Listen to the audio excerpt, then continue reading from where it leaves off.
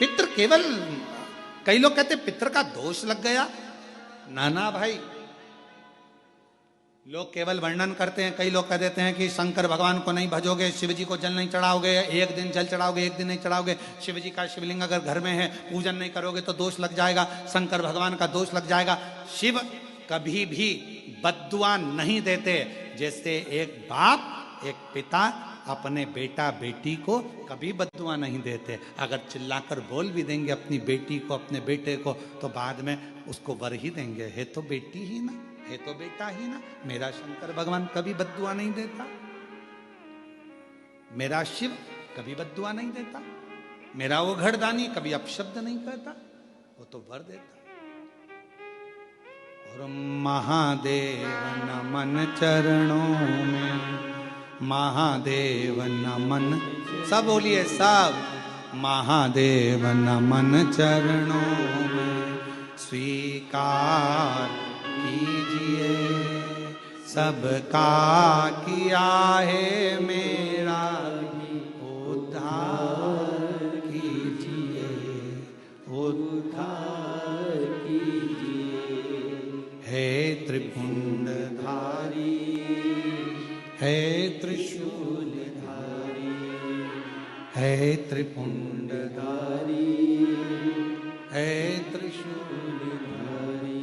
चरणों में तेरे बाबा जी पावन है चारों धाम, चरणों में तेरे बाबा जी पावन है चारों धाम। तेरी देव करते वंदना पूजे हैं सीताराम, तेरी देव करते वंदना पूजे हैं सीताराम।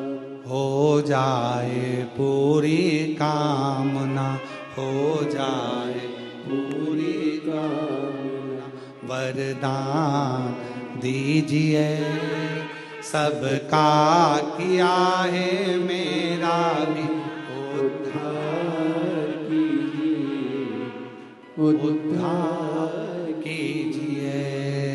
है त्रिपुंडधारी, है त्रिशूलधारी, है त्रिपुंडधारी, है त्रिशूलधारी। महादेव नमन चरणों में स्वीकार कीजिए, सबका किया है मेरा भी उद्धार कीजिए, उद्धार कीजिए। है त्रिपुंडधारी, है त्रिशूलधारी। बाबा इतनी करुणा करिए, इतनी दया करिए, दया।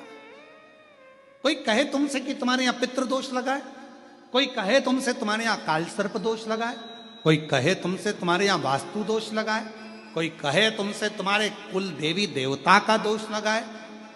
एक काम करा करो, एक चावल का दाना घर से लेकर गए, 16 दिन श्राद्ध में जब से कथा सुनी है उसी दिन, उसी पल, उसी घड़ी या दूसरे दिन से प्रारंभ कर दो। कोई कहे पितृदोष है, कोई कहे काल सर्प दोष है, कोई कहे वास्तु दोष है। एक चावल का दाना श्राद्ध पक्ष में साथ लेकर जाओ, घर से एक लोटा जल भर कर लेकर जाओ। पहले चावल का दाना शिव जी को समर्पित कर दो, उसके बाद एक लोटा जल धीरे धीरे बाबा का मंत्र उच्चारण करते हुए पंचाक्षर षडाक्षर या श्री शिवाय नमस्तुभ्यम बोलते हुए और अपना गोत्र बोलकर, नाम बोलकर जल समर्पित करना प्रारंभ करो। धीरे धीरे आपको खुद लगेगा कि मेरे घर का सारा दोष समाप्त हो गया है, सारा दोष, सारा दोष समाप्त। पितृपक्ष में जितना शिव की आराधना कर सकते हो, नवरात्रि में जितनी शंकर की आराधना कर सकते हो उतनी करो। शंकर की आराधना करने से नवरात्रि में शक्ति का बल बढ़ता।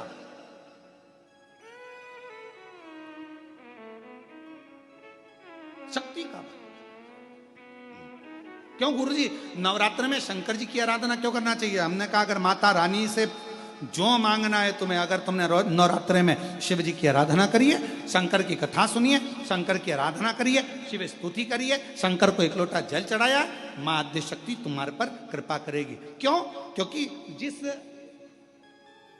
जिस स्थान पर शिवलिंग रखा होता है और जो हस्त कमल है वो मां पार्वती जगत जननी दुर्गा भवानी है। जब हम जल चढ़ाते हैं मां आद्य शक्ति अम्बा जगदम्बा 64 योगिनियों पर वो जल चढ़ जाता है और जगत जननी नवरात्र में प्रसन्न हो जाती है। वो जल की इतनी महत्वता है।